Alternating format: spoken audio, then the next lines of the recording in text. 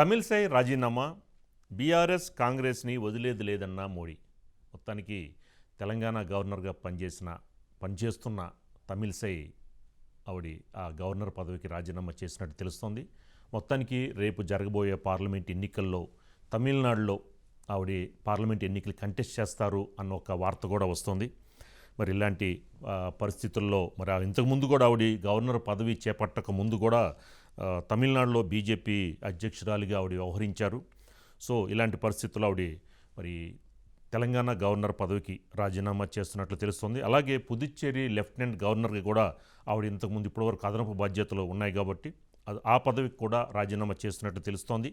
మొత్తానికి మరి 2019 సెప్టెంబర్ 8న తెలంగాణ గవర్నర్గా పదవి బాధ్యతలు చేపట్టారు. మరి లోక్సభ ఎన్నికల్లో పోటీ చేసేందుకు ఉత్సుకత చూపడంతో మరి ఆల్రెడీ బీజేపీ అధ్యక్షురాలిగా వ్యవహరించారు కాబట్టి దాన్నింటిని బేస్ చేసుకొని మరి గవర్నర్ పదవి చేపట్టకముందు బీజేపీ అధ్యక్షురాలే కాబట్టి సో మొత్తానికి తెలంగాణ గవర్నర్ పదవికి రాజీనామా చేసినట్టు తెలుస్తోంది. మరి రాష్ట్రపతికి పంపారు. రాష్ట్రపతి మరి ఆమోద ముద్ర వేస్తారా లేదా అనేది చూడాలి. మరి తమిళనాడు నుంచి లోక్సభ పార్లమెంట్ ఎన్నికల బరిలో ఉండే అవకాశం ఉన్నట్టు కనిపిస్తుంది. దీని మీద ఒకసారి తమిళసై ఏం మాట్లాడో ఒకసారి మాటల్లోనే విందాం. Moved and I am very unhappy to leave the Telangana people, but I am happy to I am returning for the service of the people, and I thank each and everyone, my brothers and sisters, elders of Telangana, and I will be always in touch with you. Telangana days are very very memorable for me, and I am your sister ever. Thank you. I am really so మొత్తానికి తెలంగాణ గవర్నర్గా బాధ్యతలు చేపట్టినంటే రేపు సెప్టెంబర్కి 5 years complete అవుతాయి. ఇలాంటి పరిస్థితుల్లో రాజీనామా చేయడం లోక్సభ ఎన్నికల నేపథ్యంలో. మరోపక్క మోడీ కూడా మరి జగిత్యాల విజయ సంకల్ప సభలో కూడా మాట్లాడుతూ మరి బీఆర్ఎస్ని మరోపక్క కాంగ్రెస్ని కూడా ఆయన కామెంట్స్ చేయడం జరిగింది.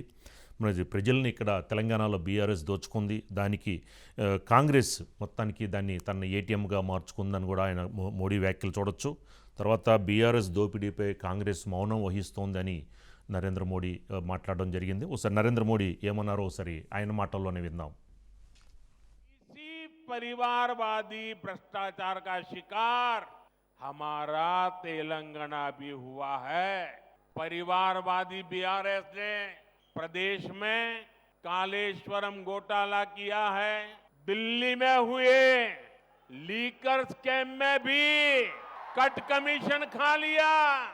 इसलिए कांग्रेस हो या बीआरएस, इनसे जितना बचेंगे, उनको जितना दूर रखेंगे, वही इसकी दवाई है। इसलिए 13 मई को आपको वोटिंग के दिन याद रखना है, बीजेपी को जिताना है। సో మొత్తానికి రాజకీయ పార్టీలన్నింటినీ బేస్ చేసుకుని 2G స్పెక్ట్రమ్ కేసులో డిఎంకే హ్యాండ్ ఉందని, కుటుంబ పాలన, నెక్స్ట్ నేషనల్ హెరాల్డ్ కేసులో కాంగ్రెస్కి హ్యాండ్ ఉందని, సో ఇలాంటి పరిస్థితుల్లో ఢిల్లీ లిక్కర్ స్కామ్లో కూడా లోకల్ పార్టీ బీఆర్ఎస్కి హ్యాండ్ ఉందని కూడా మొత్తానికి అన్ని పార్టీలని బేస్ చేసుకుని అవినీతి ఒక సామ్రాజ్యంలో ఈ పార్టీలన్నీ మునిగిపోయినాయి, మీరు మాకు ఎన్డీఏకి ఓటు వేయండి అని విజయ సంకల్ప సభలో నరేంద్ర మోడీ మాట్లాడిన మాటలు విన్నాం. దీని మీద మనకి మరింత ఇన్ఫర్మేషన్ మా కరస్పాండెంట్ శ్రీకాంత్ అందిస్తారు. శ్రీకాంత్.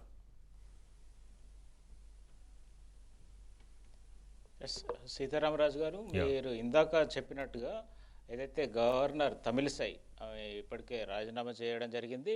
2019 సెప్టెంబర్ 8న ఆమె తెలంగాణ తొలి మహిళా గవర్నర్గా బాధ్యతలు స్వీకరించడం జరిగింది.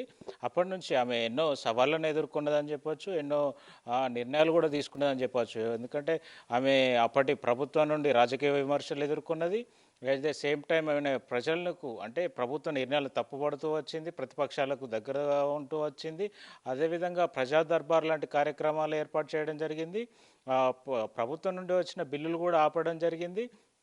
సుప్రీంకోర్టు, హైకోర్టుల వరకు వెళ్లాల్సిన పరిస్థితులు వచ్చినాయి. అంటే ఆమె అనేక రకాల సవాళ్ళు ఎదుర్కొన్నదని చెప్పొచ్చు. ఇటు కోవిడ్ సిచ్యువేషన్‌లో కూడా ఆమె బేసిక్‌గా ఆమె డాక్టర్, గైనకాలజిస్ట్. ఈ నేపథ్యంలో ఆమె కోవిడ్ టైంలో కీలకంగా వ్యవహరించింది కూడా. అయితే ఆమె అనేక రకాల సవాళ్ళు మాత్రం ఎదుర్కొన్నదని చెప్పొచ్చు. ఎందుకంటే ఆమె ఇప్పటికే మనం ఎమ్మెల్సీ ఎపిసోడ్ చూడొచ్చు. తర్వాత గవర్నమెంట్ ఏదైతే అప్పట్లో అసెంబ్లీలో బిల్లులు ఆమోదిస్తే 7 నెలలుగా పెండింగ్ పెట్టుకుందని అప్పటి బీఆర్ఎస్ ప్రభుత్వం సుప్రీంకోర్టుకు వెళ్ళింది. దానిపైన సుప్రీంకోర్టు కూడా గవర్నర్కు సంబంధించి మాట్లాడడం జరిగింది. అదేవిధంగా అంటే తమిళిసై గతంలో గవర్నర్ కాకముందు తమిళనాడులో బీజేపీ పార్టీ అధ్యక్షురాలుగా ఉండేది. ఆమె లాయల్గా బీజేపీ పార్టీ లాయల్గా వర్క్ చేసింది. ఈ నేపథ్యంలోనే 2019లో కంటెస్ట్ చేసిన తర్వాత ఆమెను బీజేపీ ఇక్కడ తెలంగాణ గవర్నర్గా అప్పటి వరకు నరసింహన్ ఉండేది, సుదీర్ఘకాలం పాటు పనిచేశారు ఆయన. ఆయన అనంతరం రెండో గవర్నర్గా తమిళిసైకి అవకాశం ఇవ్వడం జరిగింది, ఇక్కడ నియమించారు. అయితే ఆమె మాత్రం ఈ సవాళ్ళను ఎదుర్కొంది, అన్ని రకాలుగా సమన్వయం చేసుకుంటూ వచ్చింది. అయితే అప్పుడు ఉన్న సీఎంకు కావచ్చు, కేసీఆర్కు తమిళిసైకి మాత్రం గ్యాప్ ఏర్పడింది. అయితే ఇక్కడ ప్రధానంగా చెప్పుకోవచ్చు, ఆమె మొదట్లో గవర్నర్గా వచ్చినప్పుడు కేసీఆర్ అత్యంత ఇంపార్టెంట్ ఇచ్చారు ఆమెకు. ఎందుకంటే ఆమె డేట్ ఆఫ్ బర్త్ June 2. ఇది June 2 ఏంటంటే తెలంగాణ అవతరణ దినోత్సవం.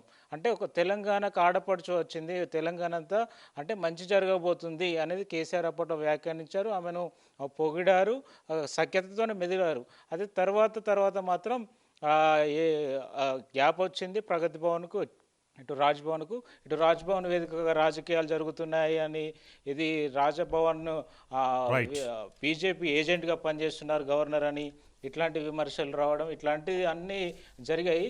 మొత్తానికైతే ఆమె ఇప్పుడు మళ్ళీ పొలిటికల్గా ఎంట్రీ ఇవ్వడానికి ఇంట్రెస్ట్ చూపిస్తుంది. తమిళనాడు నుంచి ఆమె పోటీ చేయడానికి ఇవి ఇంట్రెస్ట్ చూపిస్తుంది. దానికి ఇప్పటికీ వారి అధిష్టానానికి చెప్పినట్టు తెలుస్తుంది. దానికి సంబంధించి ఆమె ఉదయమే రాజీనామా లేఖ రాష్ట్రపతి పంపడం జరిగింది. దీనిపైన రాష్ట్రపతి ఆమోదం తెలిపినట్టుగా మనకు తెలుస్తుంది, కానీ అధికారికంగా ఇంకా రావాల్సి ఉంది. అయితే ఆమె బీజేపీ తరఫున తమిళనాడు నుంచి ఆమె కన్యాకుమారి ప్రాంతానికి చెందినవారు. అయితే చెన్నై సౌత్ నుంచి పోటీ చేసే అవకాశం ఉన్నట్టుగా మనకు తెలుస్తుంది. Okay, right. Thank you Srikanth, thank you very much.